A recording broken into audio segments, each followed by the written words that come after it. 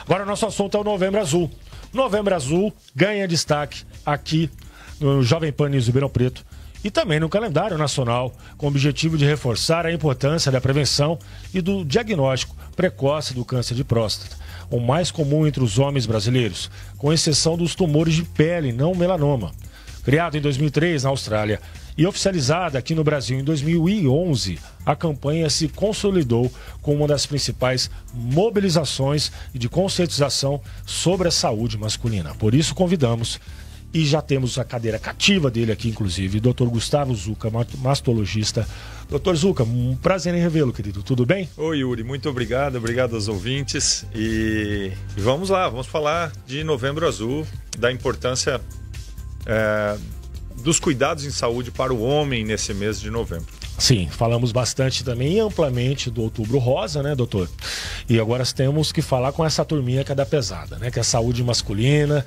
A questão da conscientização do homem ela é mais trabalhosa do que a conscientização feminina, doutor? Sem dúvida. O homem realmente ele tem uma certa resistência em procurar os cuidados, né? E a gente sabe que quanto mais rápido a gente busca ajuda, mais rápido e de uma maneira mais eficiente essa ajuda pode ser dada. E se eu demoro, então, para buscar isso, pode ser que eu tenha problemas maiores que eu tenha que resolver, então. Ou seja, homens, se cuidem. É importante buscarem a sua saúde. Só pra gente não esquecer, Yuri, a nossa frase hipocrática. Agora? Tava com saudade, hein, doutor? Tava com saudade. Então, assim, ela hoje é assim, ó, a arte é longa, mas a vida é breve. Bom, por isso... Então, pessoal, vamos fazer com que a nossa vida seja muito bem vivida. E para isso a gente precisa buscar a saúde. Então, lembrando, Yuri, que para o novembro funciona da mesma forma do que nós citamos para o outubro. Os 4 pilares da saúde. Vamos lembrar, pessoal. Então, atividade física, boa alimentação, suplementação adequada e um equilíbrio mente e espírito. Ah, mas isso funciona para a próstata também? Claro que funciona. A gente se alimentar bem, a gente fazer atividade física, a gente está cuidando do nosso dia a dia, significa cuidar da saúde da próstata também. E vamos explicar para o pessoal, Yuri, o que é a próstata? Vamos Porque acho que é importante o pessoal entender o que é a próstata. Então, pessoal, o que é ela? Basicamente, a próstata é uma glândula do tamanho de uma noz que fica na pelve do homem, debaixo da bexiga e na frente do intestino, o intestino na parte do reto do intestino. Nós temos imagens, inclusive, doutor. Ah lá, que legal, agora que eu vi aqui. Então, exatamente, tá vendo? A próstata é exatamente aquela área amarela ali. E no meio daquela bolinha amarela, tá? Sim. É uma castanha. É como se fosse uma castanha, exatamente. E aí, por dentro dela, passa a uretra, que é o canal por onde o xixi passa, tá? Então, tá vendo aquele líquido amarelo dentro da bexiga? Ele vai passar por dentro da uretra, que é aquele canal vermelho ali. E no meio dela, a uretra vai passar exatamente no meio da próstata. E para que serve a próstata? Ela é uma glândula que ela tem uma importância reprodutora. Por quê? Quando o homem produz os espermatozoides, ele precisa de um líquido para alimentar esses espermatozoides, que é chamado líquido seminal. Tem muita frutose nesse líquido seminal. E aí a próstata tem esse papel de fazer com que esses espermatozoides tenham um meio adequado para que possam seguir na sua função reprodutora.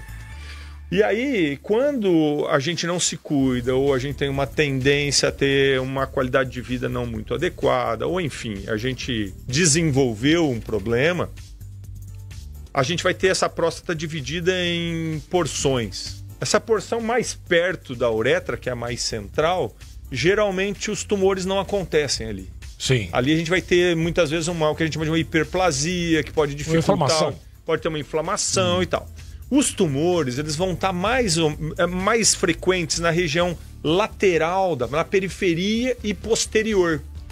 Por isso, quando está posterior, a parte posterior vai estar em contato com o que eu falei? Com o intestino.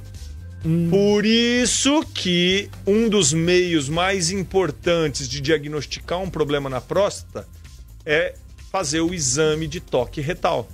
O que é o exame de toque retal? É ir lá no médico, no urologista, normalmente. Ele vai calçar uma luva e vai com o dedo dele, introduzir o dedo dentro do ânus da pessoa, no reto, para tentar palpar a próstata e detectar se tem alguma alteração ali. Ele vai ver se... No tato, isso. No tato. E esse é o exame mais importante para se detectar um problema relacionado a câncer, principalmente da próstata.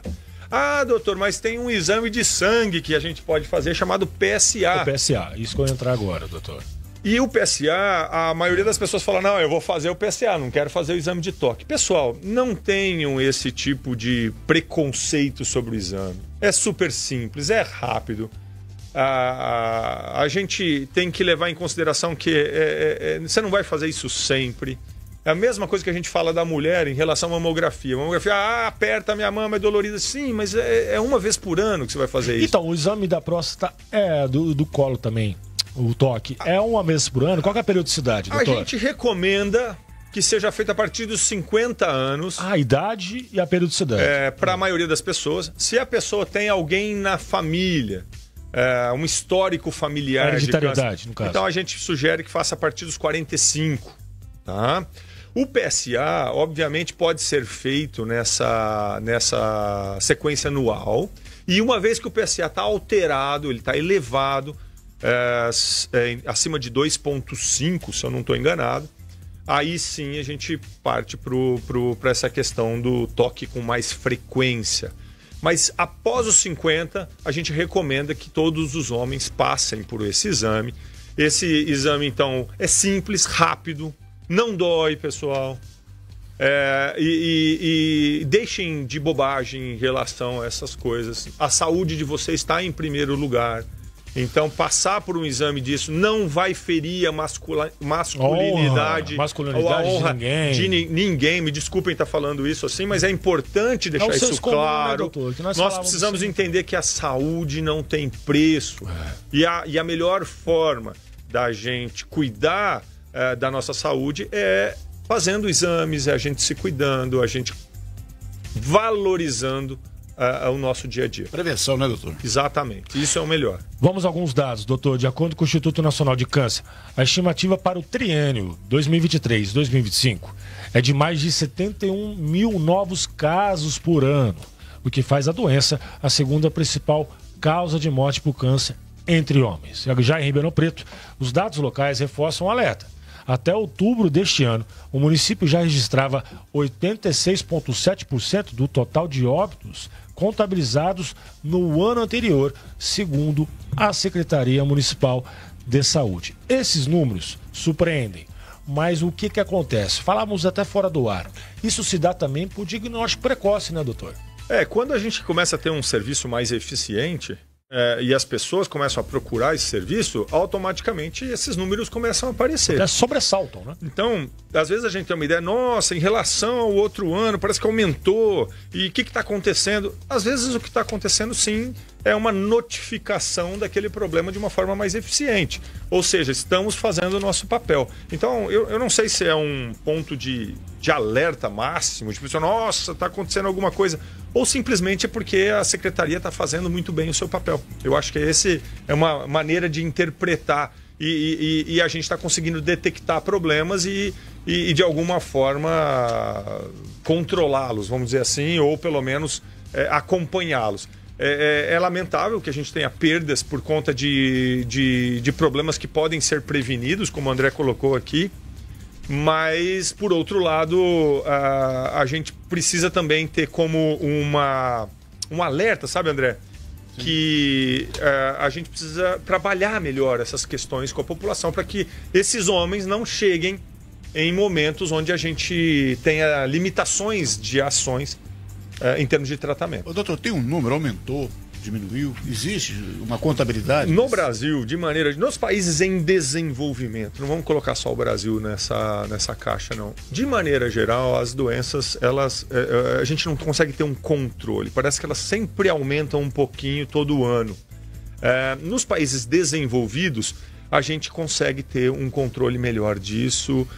Digamos que eles também tenham mais opções de tratamento e de forma mais eficiente. Então, de maneira geral, tudo isso vai depender. Eu sempre falo que a oncologia, no caso o câncer de próstata, o câncer de mama, enfim, qualquer um, ele está muito direcionado à condição financeira. Infelizmente, isso é uma verdade. Tem essa relação? Países em desenvolvimento, países subdesenvolvidos e países desenvolvidos. Em todos os sentidos. Por quê? Porque as ações de prevenção são mais efetivas. Não é só zonalidade, só no mês de novembro. A população é mais informada, a população é mais consciente. Aí a gente entra na questão do tratamento. Os tratamentos são mais efetivos, são medicações mais, digamos, entre aspas, modernas, então que as pessoas têm mais acesso, e tudo isso vai fazendo diferença. Mas a gente não precisa ir longe. Você pega o Brasil, se você pegar centros de referência, vão te dar condições de tratamento melhor do que locais que não são referência para tratamento. Doutor. E assim por diante. Uma pergunta que chegou aqui pelo WhatsApp do Ronaldo, do Ribeirão Verde. Ele quer saber se na primeira vez que for fazer o exame de PSA? PSA. Isso, na primeira vez dá para fazer só esse de sangue e já tá bom? Se você tiver acima de 50 anos, Ronaldo, o ideal é que você faça os dois de forma anual. Essa é a recomendação que é feita pelas sociedades médicas. Anual. Aí a idade estipulada a partir de 45, 50? 45 se história familiar. História familiar. Isso. E 50 anos para a população geral. E assim, volto a ressaltar, não tenha nenhum tipo de restrição para fazer o exame, pessoal, porque é simples, é rápido e vai ser muito elucidativo, trazendo segurança para vocês. Aqui eu tenho um dado também, mas vou em números, doutor, vamos em números. Até o momento, a Prefeitura Municipal, através da Secretaria Municipal de Saúde, já fez 124.005 atendimentos que procuraram de forma espontânea atendimento na rede. Isso é um bom número, né, doutor? Claro. Um excelente número, né? Claro que é. Eu acho que é por aí. A gente tem cada vez mais que crescer isso e tirar esse preconceito do homem para buscar a saúde. E não fica na sazonalidade, volta a repetir, não ficar só nos atentar a questão do Novembro Azul, né, doutor? Tem que ser ato contínuo e, obviamente, a Prefeitura também que tem que divulgar esse atendimento também na rede, né, doutor? E pode contar com a Jovem Pan News, inclusive para tal, né, doutor? Eu acho que é isso, nós estamos aqui para poder ajudar de uma maneira simples, tirar as dúvidas de vocês. Quem tiver dúvida, liga aqui para a gente, que vai ser um prazer responder e fazer com que vocês não tenham nenhum tipo de receio de buscar esse tipo de atendimento. A relação tabagismo e próstata, doutor? Claro, tudo que a gente tiver de excesso, a gente pode estar prejudicando o nosso corpo e, consequentemente, a próstata. Então, o tabagismo, o excesso de bebida alcoólica, uma alimentação rica em gorduras trans, nós já discutimos isso aqui, daquele problema do óleo, daquela gordura que não é legal, tudo isso pode impactar. Avaliação glicêmica. Claro. Então, por quê? Porque isso causa uma inflamação no nosso corpo e, consequentemente, aqueles órgãos que precisam estar sempre se proliferando, vamos dizer assim, porque nós não falamos aqui que a próstata tem que estar fazendo o líquido seminal, então ela está sempre em produção, ela está sempre em atividade.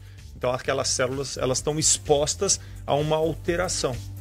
Então aquela célula que tem mais atividade, que é por isso que as glândulas normalmente causam problema. A mama é uma glândula, então por isso que a mama, ela não faz o leite, todo mês ela não sofre influência de hormônios. A próstata, ela também vai ter essa influência. Então, consequentemente, aquelas células, elas ficam expostas a alterações. Fiz o diagnóstico precoce.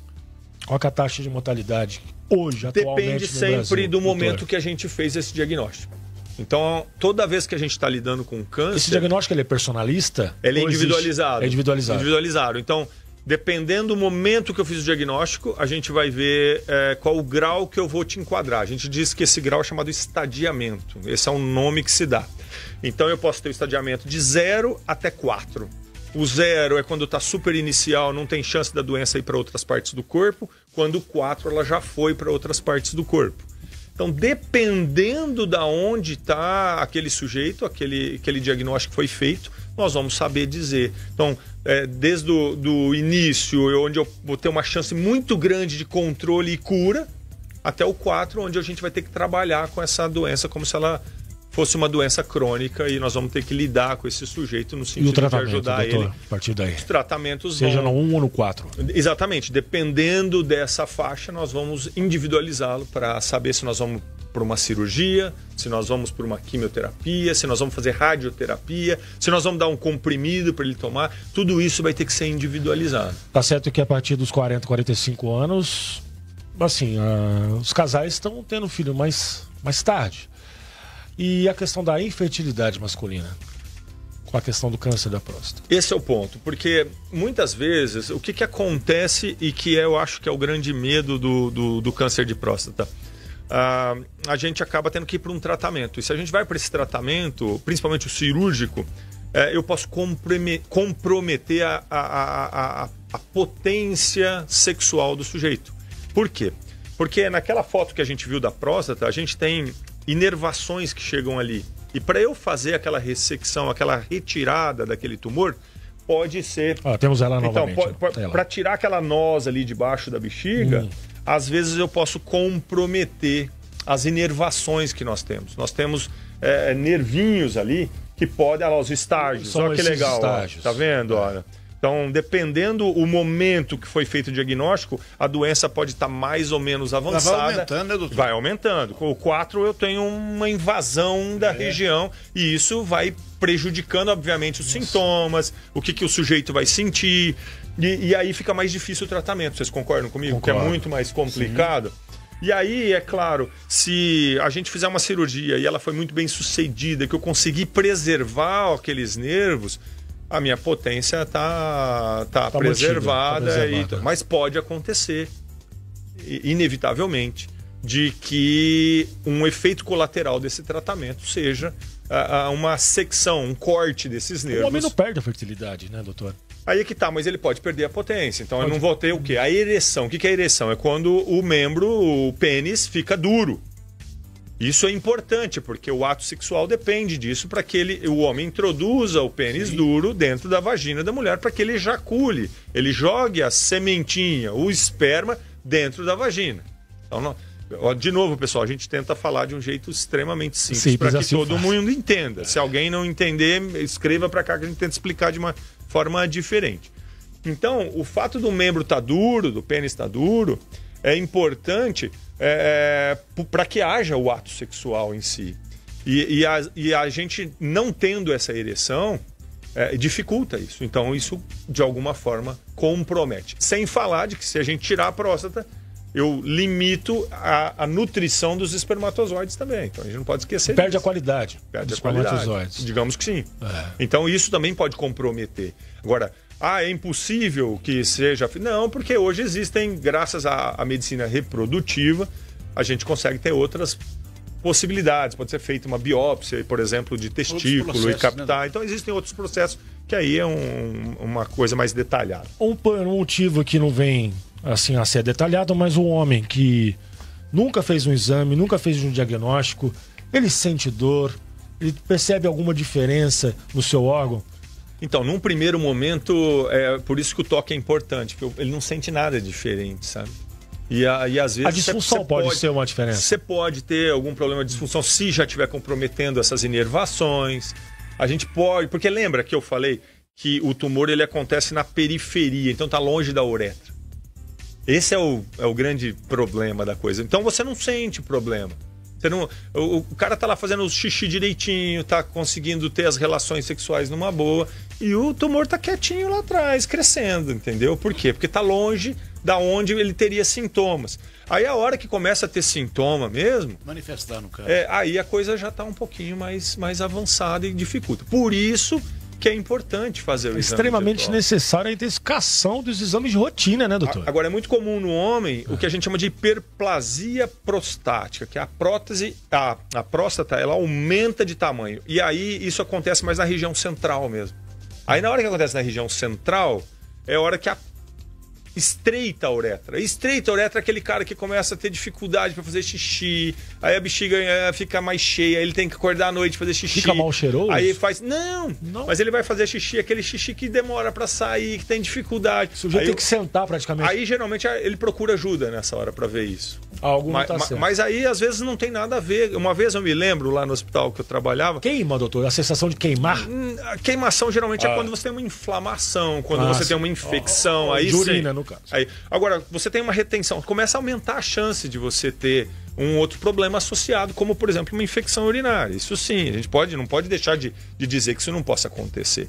Mas o grande lance é isso, porque às vezes você tem uma prótese que é enorme, e aí você até tem dúvida se aquilo pode ser um câncer ou não. O que você tem que fazer? Biópsia. O que é a biópsia? Você vai pôr uma agulha, e geralmente essa agulha é colocada para retirar fragmentos ali da próstata.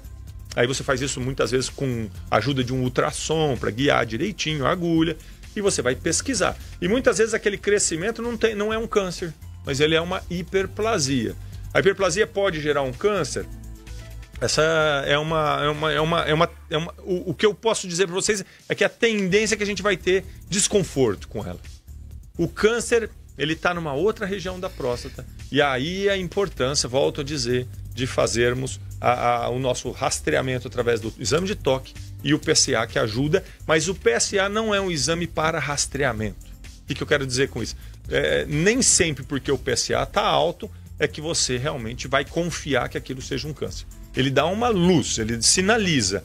Por isso que o toque é importante. O toque é diferente. Fui lá, fiz o exame, notei um nódulo na próstata duro, a chance daquilo ser um problema é grande. Doutor, começamos hoje. E assim seguiremos Novembro Azul. E mais informações aos ouvintes e internautas, doutor Gustavo Zucca. E pondo na cabeça dos nossos ouvintes de que... Para os lambões e menos lambões, bem dizer. Todos. A importância de se despirem dessas questões de preconceito. Busquem ajuda, mas não se esqueçam que a chave da saúde está com vocês. Então busquem sempre atividade física, boa alimentação, cuidem-se, durmam bem, evitem excessos. Eu acho que isso é que vai ser a nossa mensagem mais importante para todos aqui. Doutor Gustavo Zucca, mastologista, muito obrigado. Um excelente dia, uma excelente semana, doutor. Muito obrigado, Yuri. E se você me permite, vou deixar aqui o @Dr. Gustavo Zucca, ZUCCA, para quem quiser seguir a gente e continuar discutindo sobre saúde. Um grande abraço e até semana que vem. Até semana que vem, se Deus quiser, doutor. Muito obrigado a você também, André. Um excelente dia, excelente semana a você. Obrigado, igualmente a todos aí. E até amanhã. Flávia Toches, muito obrigado. Um excelente dia, uma excelente semana a você, ao Samuel também. Boa semana também, Yuri, para você, ao doutor, ao André Rei, ao Samuel. Uma boa semana para todo mundo e um bom novembro para todos nós. A todos nós. Fique agora com o Morning Show e toda a programação da maior do Brasil. Jovem Pan News, a maior do Brasil, agora em Ribeirão Preto. Tchau. Tchau, tchau.